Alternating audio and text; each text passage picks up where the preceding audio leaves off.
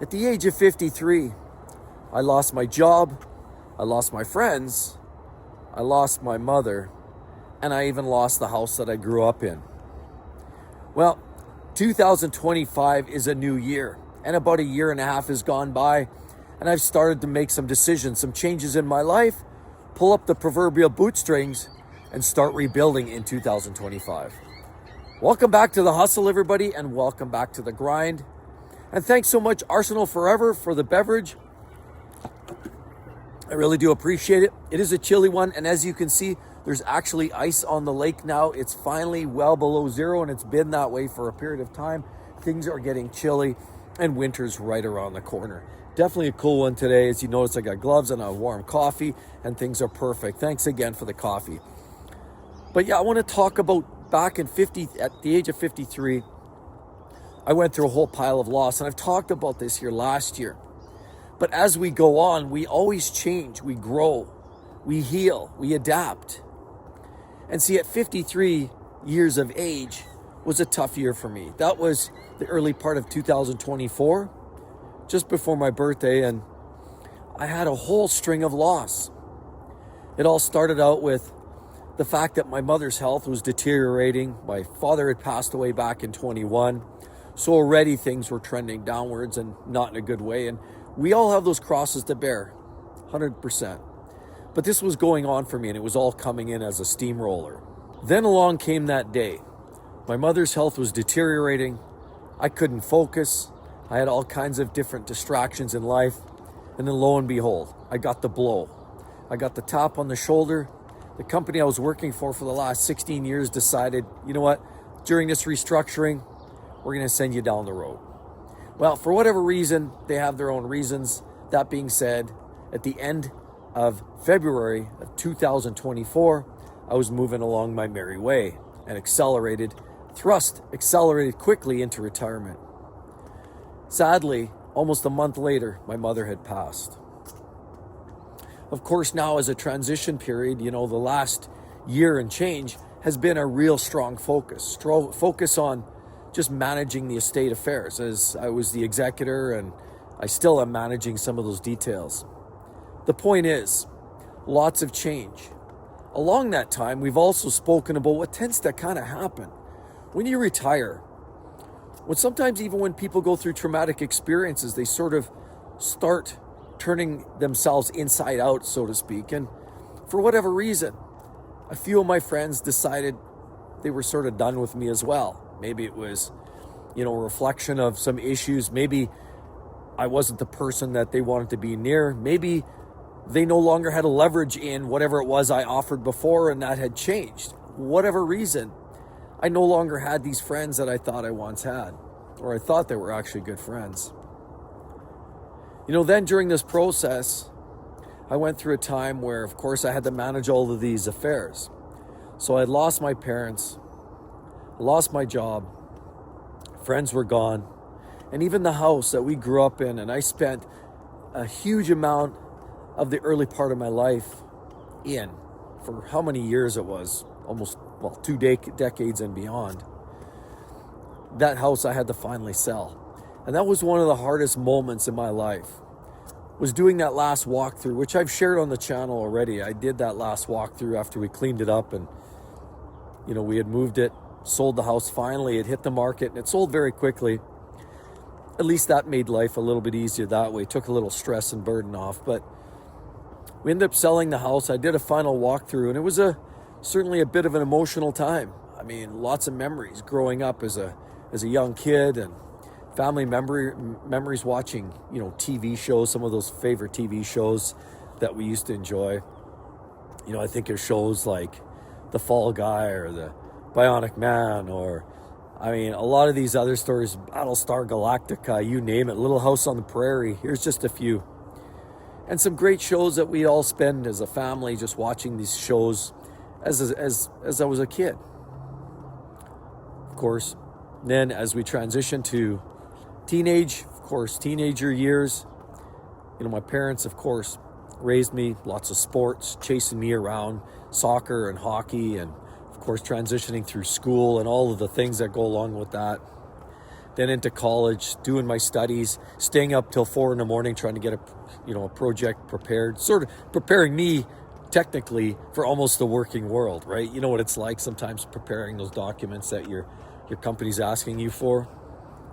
So I was looking back at some of those memories, and the memories just a million miles a minute. Going through the house and thinking about all those great moments, the moments where I even proposed to my wife in the house there too. And so there's definitely a lot of great memories there. There's some emotional memories and certainly some highs and some lows, but suffice it to say, lots had changed in that time frame, from the time we had moved into the house to the time I eventually sold it. And my mother had actually lived there right to the end. So, it was the house, it was the family home, and they bought it new way back in 1974, and here I was selling it here this last year. So times were tough.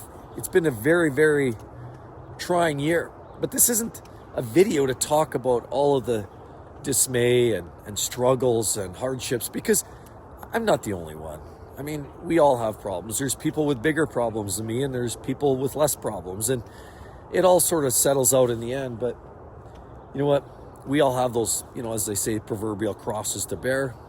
And that's what my year was like. 2024 was a very challenging, tough year. And if you're coming from the corporate world, you can probably appreciate the terms like storming, norming, and performing, right? We all talk about that. Storming is usually when there's a big, colossal change in an organization, maybe CEO, a big shuffling at the head table. It trickles down management and everybody starts moving around. That's sort of that storming phase when they're going through big change. Nobody really knows where they're at. Everybody's sort of tripping over their third leg, and everything's just sort of weird and awkward. And it's usually quite emotional, stressful, anxiety-inducing. And that was my life last year. Very much that storming phase, if we were to refer to the storming, norming, performing. See, the storming phase was one which a lot of us deal with. And for me, it was very trying. I had so many changes in such a short period of time. I will say one thing that's been consistent through all of this. My beautiful wife and my amazing 4 kids have kept me going through all of this time. Being there by my side, present, engaging, absolutely supportive, and have been amazing all the way. And I'm not sure how well I would have navigated this storming phase without them, but they have been absolutely my rock. And so here we are. 2024 was an absolute phase of storming and catastrophe and emotions and change and shifting and adjustments, and banking, business, accountants, everything related to now we also have to deal with retirement numbers and facts and figures, and we're dealing with all of that and the transition periods going out of the organization, and how are we going to budget for the future. And so now you're planning all of that while you're dealing with all of the closure on the rest of your life. So there's a lot going on. But then I started to find out, once I started getting all of these activities underway, started dealing with the executor estate business and started to move things along, I start to get this phase of sort of, okay, we're settling out, everything's moving along, the house just sold, things are okay. The emotional aspects are still there, but with time it does help heal a little bit. And so as we were rolling into the end of 2024, things definitely, I wouldn't say they were no easier, I would say equally as challenging, but they were stable. And so as you roll through 2024, we rolling through Christmas. Was a tough year last year because, while I had my amazing, spouse and kids, absolutely, just truly, truly the basis for me getting through this in this kind of way. Going through Christmas and the New Year was a little bit different, and it was an adjustment. And, it was one of those things that a lot of us, again, have to manage. And, I managed that, but it was a bit tough. Then we hit spring, and we decided to take a couple small vacations. We did a couple trips this year, one of which, of course, the big one here in the summertime, we decided to go, to Hawaii.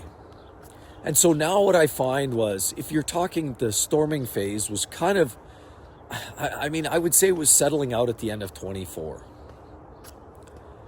Then, as we say, I would also start to talk about this norming phase. This things are settling out, and I would say that largely sort of took off after Christmas, because that strange feeling around Christmas and New Year's just wasn't quite the same.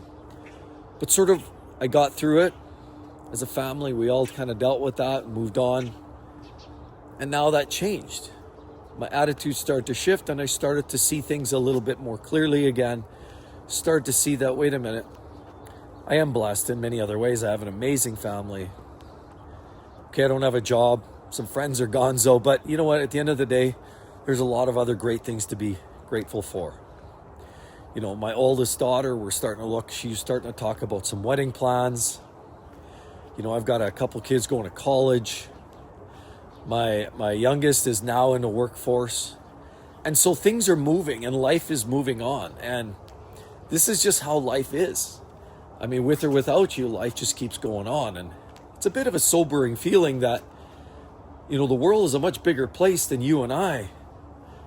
But it's just to be part of that change, part of the experience, brings a little bit of an attitude shift, perspective change, I guess you could say it.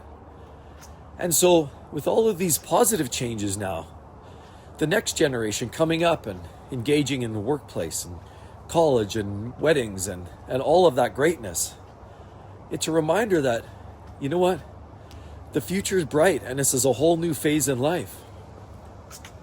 So here now, we have this new time in our life where there's new things to celebrate, new people, new experiences, new opportunities. And so what we're going now through in this rebuilding in 2025 is sort of a situation where, you know, we're adapting, we're moving on. And this is something that I thought it would be tough to get through, but every day, every week goes by, it seems a little brighter. The future's a little brighter, because all that optimism with the family and the things that they're dealing with is getting better, and it's brighter, and it's more interesting and exciting. And so now we're transitioning, and I find it moving from this whole phase of, this norming phase to almost a performing phase. Because now, you know, we went and did this trip to Hawaii. We had some good laughs. We did an earlier trip in the spring to Vegas. And that was a lot of fun. We had a great trip down there with the fam, had some good laughs, spent some money, had a few great glasses of wine and a few glasses of beer along the way. And things were pretty fun. We actually had a really, really good, engaging summer. Meantime, in the backdrop, you still have these things going on, and the executor estate business is still happening. But of course, that stuff sort of is a passive activity. It's stuff that just continues on in the background. So things are progressing. We're talking to the accountants, we're talking to the bankers. The plans are already sort of in place. We're laying down the tracks for the future for the next few years. And things are starting to feel a lot more stable these days. See, because now, as a point of optimism, I've got to point out that, again, things are looking positive, and that's the way you have to look at it. You know, we all go through these big changes in our lives, and we have these crosses to bear. And we're always going to have situations that seem to take us down a notch or two. But it depends. I mean, regardless of whatever you're going through, there's always some kind of silver lining. There's always some positive way to look at some of this. And I got to tell you, from my perspective, in this probably the latter half of 2025, I haven't felt this positive for quite some time. Things have been a little bit negative, a little not so great, you know, for the first part of 2024 and even through a lot of last year, 25. For those of you who've been watching the channel, probably recognize that, you know, this is a journey. Life is a journey. Retirement, the exit from the workforce into the retirement life, is a journey. Life is a journey in general, and it's really what you make of it. So as I transition now into the latter half of 25, We've done a couple of vacations. We spent a lot of time together as a family. I've actually met a couple friends that I actually haven't seen in years, many years, and actually getting back into a positive light of, reuniting some of the, those commonalities, things like cars that we enjoy, and, finding that common factor again, that alignment of the things that motivate us in the first place. This last part of 2025 feels to me like it's a bit of a rebuild. Again, meeting some new people. Old friends, sayonara. New friends, welcome. And this feels very much what's happening here right now. It's not even really by design, or at least it doesn't feel that way. It's just sort of happening naturally. The old friends clearly are a bit of almost like a shadow that's off in the distance. And that seems to be fine. New people in my life, friends, hobbies, the family, we've got a lot of new things underway here coming up in 2025 and beyond. It is definitely distinctly a building time of my life. So a lot of us go through these changes. A lot of us go through these problem areas and these moments where we feel like there's never going to be a horizon, a sun coming up on the horizon. But guess what? The sun rises every day. And for every time there's a sunset, 8, 12 hours later, 10 hours later, there's another sunrise. And that's just how I've been starting to look at all of this. This is the sunrise again. 2024 was a real breaking down of the wall, breaking down of my life, and things were getting just crumbled out from underneath me. But as I figured out what was happening, how to navigate it, and of course having a little extra horsepower on my side, for lack of a better analogy as car people, it was great. I had family around me.